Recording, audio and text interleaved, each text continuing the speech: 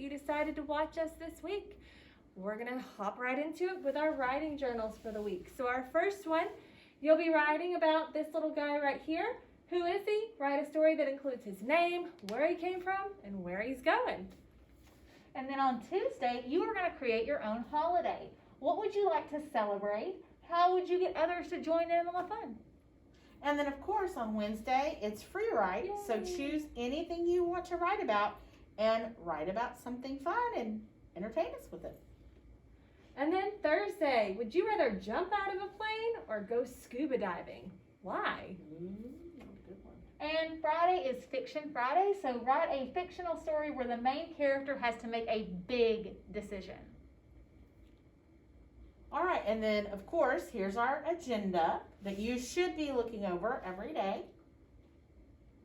And our objectives. So we have several objectives. We'll be reading a novel. We'll be revising and editing text, monitoring comprehension, looking at characters and setting. We're going to write an informative essay, use vocabulary. We'll do prepositional phrases. And so you have a lot of things to do this week. And these are our vocabulary words for the week. So we have 5 vocabulary words. They are veer, hesitate, collapse, scurry, and circumstance. Okay, our first word, veer, is a verb. It means to swerve or suddenly change course or direction. You can see in the picture, the yellow car suddenly has to veer around the red car, so it changes direction suddenly. Synonyms are swerve and weave. Antonyms are straighten and continue. Our next word is hesitate, which is a verb that means to pause or wait in uncertainty. You can see there's a little question mark over this guy's head. He's not sure which way to go, so he has hesitated. Your synonyms, delay or wait. Antonyms, certain or willing. And the next word is collapse, and this is to fall down. You can see from the picture this building has collapsed in itself. Synonyms are cave and crumble, and antonyms are hold and sturdy. And then our next word is also a verb, scurry. It means to run with quick, light steps, and you can see the little hamster is scurrying away from something or to something. Synonyms are scamper or scuttle, and antonyms are stroll and dawdle. Dawdle is one of my favorite words. Like that word. And Dawdle. look at that word, dawdle. It's just a cool word. Yeah. It's not a word that you use often, but it's kind of a neat word. Our next word is a noun, a circumstance, which is a condition or set of conditions that affects an event. And so you see, she has some different circumstances that she is thinking about, some different conditions. Synonyms are situation or condition, antonyms, intent or purpose. And this week we're also going to continue working on making inferences, and we've all got this little setup in our heads now. So if I look at this photo, they're building a snowman, it's snowy. I infer that this is the first snow of the season because there's not a whole lot of snow on the ground, and they're making a very small snowman. Okay, and I see in this picture a little squirrel. I infer that this squirrel is looking for food because he's on the ground and he just has this look like, where's my food? So here I see there's a little puppy, there's a leaf in his mouth. I infer that he has gathered a leaf for his owner because he has it in his mouth and he looks like he's carrying it somewhere. So in this picture, there's a scuba diver and he is by a shark. So I infer that this scuba diver is trying to take a picture of this shark because if you look at his hands, it looks like there's like special kind of camera undersea equipment to take pictures. Okay, and I see a man and it looks like he's looking in a hole of some sort. I infer that this man is looking to see if he can dig a well for water because it looks like, if you look real close, that maybe he's looking at, or his hand is in mud, or maybe he's finding water, and because he's dug a hole in the ground. All right, so this week we have a new essential Woo-hoo! question. And every time we change essential questions, we start with a quote. And so the quote for this week, or for this essential question is, through every kind of disaster and setback and catastrophe, We Are Survivors, and this is by Robert Fulghum. And so our essential question for this unit is, what does it take to be a survivor? And we're going to That's really gonna be look at interesting. the characteristics of survivors in this unit. So I'm guessing that the things that we're going to be reading probably have to do with survival. And So- so you will have a video to watch about your essential question. And our quick start, how would you feel if you had to leave your home, family, and community without any warning? What would you miss the most? So think about that. What would I miss the most? I would miss my family and my animals the most. What would you miss the most? Oh, I'd probably miss my family. I think I'd miss my animals. kids. Yeah, my Yeah. kids. Yeah. All right, so remember, before we start reading, you need to go through and watch your Preview the Text video. It will take you through these 4 P's. It will help you survey the passage. And we'll be looking at our genre elements. So our genre this week is historical fiction, which has the basic features of fiction. It's set in the past and includes real places. It's based on actual people who lived during that time. And we've read historical fiction before, so now we're coming back to it. And the author of our story this week, her name is Linda Sue Park. And she's written several books for young people. And the story that we're looking at today is called, it's a piece from A Long Walk to Water, is the novel, or the little bit we're looking at from that novel. And A Long Walk to Water is a historical fiction based on the story of Salva Dut, who fled his home in Sudan in 1985 during a civil war. And so he, like many other boys, was separated from his family, and eventually he found refuge here in the United States. And later he returned to what is now the country of South Sudan, and to aid the people of his homeland, and he helped form an organization which drills wells to help provide clean water to the people of South Sudan. And so this is the story that we're going to be reading this week, A Long Walk to Water. All right, so you'll be doing your Analyze the Text questions whenever you read the story. So you'll be going through each of these Analyze the Text questions. Our next story is not actually a story. You'll be watching a documentary that goes along with A Long Walk to Water. It's about Salva Dut's life. And so a documentary is it's an informational video or film. It targets a specific audience. It's created to showcase an important person, place, cause, or event. It provides factual information, and it uses primary sources, voiceover narration, footage or reenactments of actual events, and animated graphics. And so, since we're watching a documentary, we're going to talk about characteristics of digital texts. And so a documentary is a nonfiction film or video that tells about important people, historical places, or significant events. A documentary's purpose is to inform or explain something, and filmmakers gather information about a topic and present it in an engaging way that keeps you really interested. And so we can look at features of a documentary. They have animated graphics, voiceover narration, primary sources, and footage, and then how those features might be used. So the animated graphics, they provide visual support for complex ideas. They can help you see things that are really hard to explain. Voiceover narration, they can summarize key scenes or events to provide background information. Primary sources, they show real life experiences and historical details. And then footage, it helps bring the topic to life so that we can really visualize it and understand it. All right, so here's a little background. During a long and brutal civil war in Sudan, thousands of children fled on foot to neighboring countries. Along the way, many died. Salva Dut was one of the children, called the Lost Boys, who survived. For almost 6 years, he lived in a refugee camp with nearly 100,000 other refugees. In 1996, he became one of the first Lost Boys to resettle in the United States. Dut founded the organization Water for South Sudan. The group drills wells and provides clean water to villages in South Sudan. The book, A Long Walk to Water, is based on Salva Dut's life story. it's important to know the background when you're reading a story. Yes, and so you will watch Salva's story. Don't forget to do that. It is part of your text this week. And then we're going to talk about character and setting. So we already told you historical fiction has all the features of fiction. So it has your characters, your setting, your plot. So we're going to be talking about the character and setting in A Long Walk to Water. We know a character is a person, animal, or imaginary character in a story. In realistic fiction, they have personalities and motivations. They experience life-changing events. And then the setting or the time and place in which the action occurs influences the development of characters. And so elements of the setting include the geographic location, the historical period, the season, the time of the day, and the culture. All of those things affect how the character interacts and behaves.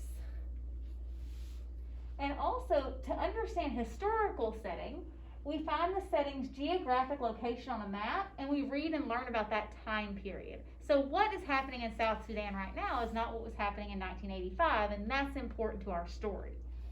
To analyze character, we annotate and compare passages that describe the character's thoughts and actions at the beginning, the middle, and the end of the work to see if they grow or change.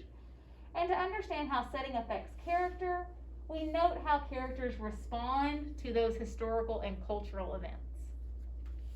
All right, and to monitor comprehension, readers sometimes finish a section of text without fully understanding it.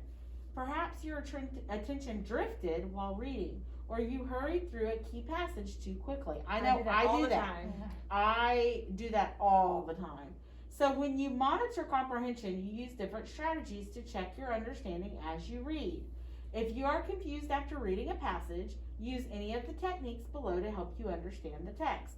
So here are the things that can maybe help you to understand the text while you're reading. So for me, if I just sit down and I read and I'm not thinking, I'm not clicking in and asking these questions, I am probably not going to understand what I'm reading because I'm probably thinking of like 100 things at the same time. But it's important for you to stop and to think to yourself about what you're reading. So when you're monitoring comprehension, here are some strategies that you can use. You can ask yourself questions. If you can answer questions about the text, then you've understood it. You can make connections. Use some of the background knowledge that you know, connect with that text, and you can use background information that's been provided by the text as well. Reread. That's one of the things I use the most often. If I'm finding this does not make sense to me, I just reread the passages, even out loud or extra slowly. Guys, we are master readers, okay? We've been reading for many, many years. Sometimes I have to say something out loud to understand it. It does not mean that you're not a great reader. It doesn't mean anything other than you're working hard to understand what you're reading. And then annotate, especially when you're reading something that is a little more complex or difficult. Make notes. If you have a library book, use a sticky note. Make notes about what you're reading so that you can go back to that and understand it.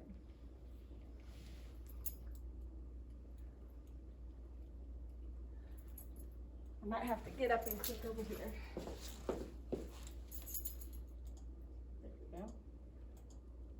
Okay, and this week we are going to talk about prepositions. And a preposition is a word that relates to one word to another word.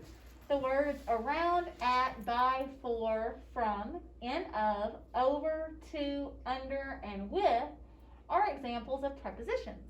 Prepositions are useful for expressing where, when, and how words and other ideas relate to one another. So, Salva hesitated for a moment. That tells us how he hesitated for a moment. Because, well, the preposition's for. I'm getting ahead of myself. Salva took a few steps toward the men. Toward is our preposition there. It tells us where he's going. And down here at the bottom, you can see we have a link to a Brain Pop video and the login information so that you can watch that Brain Pop and get some more information about prepositions. All right, and there is a song that you can sing about prepositions, and it's to the tune of Yankee Doodle. And if you learn those words, it can really help you, because if you learn them to a song, then when you're looking for them in your paper, it just makes it so easy to identify them. So, practicing. My chicken was on the roof. The preposition here is on because it tells where. I had to find a way to get her down. Preposition here, to. I climbed up the ladder. Preposition, up. I ran across the hot metal roof. Across. I scooped my precious chicken into my arms. Into. And then I reminded her to stay on the ground. So, on. And so prepositions and prepositional phrases. This is where I got ahead of myself earlier. A prepositional phrase consists of the preposition, its object, and the modifiers of the object. So that sounds like a lot, but really you'll find the preposition and it's very easy to locate the phrase. So, the tiny boy jumped into the sparkling pond. So, into is our preposition, and then into the sparkling pool, sorry, I said pond, into the sparkling pool is our prepositional phrase. So our preposition is into, the object is pool, and the modifiers that describe the pool are sparkling. Okay, so let's do a little practice. I dropped the chocolate cake on the freshly washed floor. So if you look through that sentence, you find the preposition is on. And so now you're gonna, that says identify the preposition. So on is your preposition. And if you were doing your phrase, on what? The floor, right? So the whole prepositional phrase would be on the freshly washed floor. I was so sad that tears streamed down my sad face. Well, when I'm looking through that sentence, down is my preposition word. Down what? Face. So the whole phrase is down my sad face. So it's not that hard. I scraped the tasty frosting off the cold tiles. Off is my preposition word. Off what? The tiles. So off the cold tiles is my prepositional phrase. My mom saw the mess and went through the roof. Through is my preposition word. Through what? Roof. So my prepositional phrase is through the roof. I scooped the cake mess into the trash can. Into is my preposition word. Into what? The can. So into the trash can is my prepositional phrase. Very important that we learn those preposition words. I cleaned the floors for hours. For is my preposition word. Hours is my object, so 4 hours. Very important that you learn those preposition words. Once you learn them, then you can identify them very quickly and easily, and you can find the prepositional phrases. Yes. So this week we're going to be introducing you to revising and editing. You should be familiar with this. You've done it in 3rd grade, 4th grade, 5th grade. Revising means changing your writing to make content more clear to the readers and to make your writing more engaging. So that's where you'll be moving sentences around, deleting sentences, changing words, adding words to make it sound better. Editing is checking your writing for spelling and grammatical errors. So that's where you're looking at, am I using proper grammar? Is my story in the same tense the whole time, the whole way through? And have I spelled everything correctly? So when you take a STAR test, you'll have a revising and editing part, and it'll be separated into a revise and edit. So I wanted you to be kind of clear on what those two things are. They are not the same. So when you write, you should both revise and edit your piece before submitting. So you should not learn these things just to take a multiple choice test. Learn them so that in your own writing, you can make sure that it's nice, it's grammatically correct, things are spelled correctly, and that it makes sense and is engaging for your readers. And so this is one that we're going to look at together. This is New Year's Day in America. People from all over the world, including America, celebrate New Year's Day. Even though this holiday is observed on January 1st, celebrations usually begin the night before. It is a tradition to throw parties and pop fireworks to ring in the new year. Why do we mark this special day? We celebrate all the good things that happened during the year that has passed and welcome what the coming year will bring to us. Some people reflect on the events that took place in their lives during the past 12 months. After they decide what they will do differently than last year, they make New Year's resolutions. How do you celebrate the new year? So, number one says, what change, if any, should be made in sentence 1? So we need to go back up to sentence 1. People from all over the world, including America, celebrate New Year's Day. So do we need to change the word world, lowercase, to world, uppercase, W? Do we need to change lowercase America to proper noun America? Do we need to change New Year's Day to New Year's Day in lowercase? Or no change is needed in sentence 1?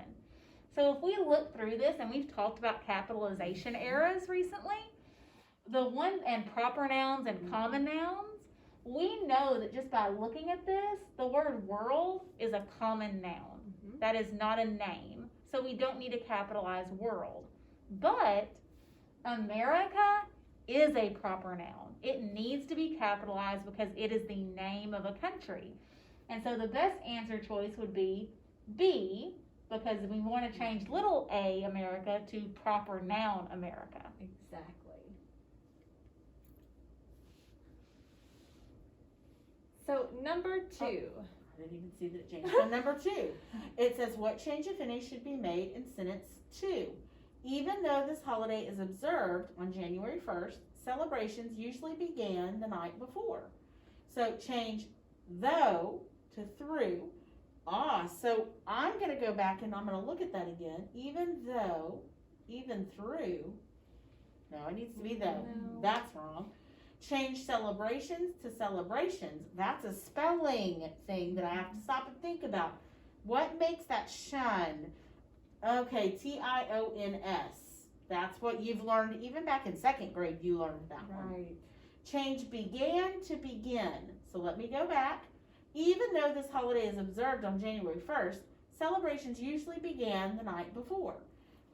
Well, when you just read that one sentence, it might sound okay, but when you go back and you go, wait a minute, I'm looking at this and it says that people from all over the world celebrate New Year's Day, and it sounds like the tense is wrong there. Yeah. It sounds like that when it says usually began, it's using a past tense, and this beginning part is not written in past tense. So I think we need to change began to begin. I agree. And then the last says sentence 2 should not be changed. Well, I just realized it should be changed. Yep. So C would be our answer. Number 3, what is the best transition to add to the beginning of sentence 6? So in order to transition, we need to read sentence 5 and sentence 6. So we celebrate all the good things that happened during the year that has passed and welcome what the coming year will bring to us. Some people reflect on the events that took place in their lives during the past 12 months. So in the beginning, we celebrate all good things. In the beginning, some people reflect. So we're looking for something to put right in here. there, right there in that sentence To kind of connect to them connect together. the two. So we celebrate all good things. However, some people reflect. However is a word that kind of negates Yeah. everything before. I don't think that's what the author's going for. So it kind of there. says that everything before that is not important. It doesn't relate, and that's Yeah. not true. So this one, as a result, so that would be kind of a cause and effect. So we celebrate all the good things that happened during the year that has passed and welcome what the coming year will bring to us. As a result, some people reflect on the events that took place in their lives during the past 12 months. So I'm thinking because of this, this happens. When you see as a result, that's kind of what it means. Yeah. Well, that sounds like it could be true, Mm-hmm. but I know that a good 6th grader is going to make sure to look at all answer choices. Absolutely. So in addition, we celebrate all the good things that happened during the year that has passed and welcome what the coming year will bring to us. In addition, some people reflect on the events that took place in their lives during the past 12 months. So this is saying they also do this. So I think that D is the best answer because even though C works, I don't think Not that the the author is best one. really trying to make a cause-effect connection here. So I think they're trying to say also. And these can be really tricky for that reason. Sometimes, well, a lot of times, you're going to find an answer that you think, well, I think that could be it. If you don't read all of the answer choices, you could get this wrong because one answer sounds or looks okay, but then there's one that's better, and you're always trying to pick the best answer. And to me, it can kind of get confusing if you don't read all the choices. Absolutely. I can't tell you how many times I've had kids that say, oh, I just picked this one, I didn't see that one there, Yep. or I would have picked it. So number 4 says, what is the correct way to write sentences 7 and 8? And so let's look at sentences 7 and 8.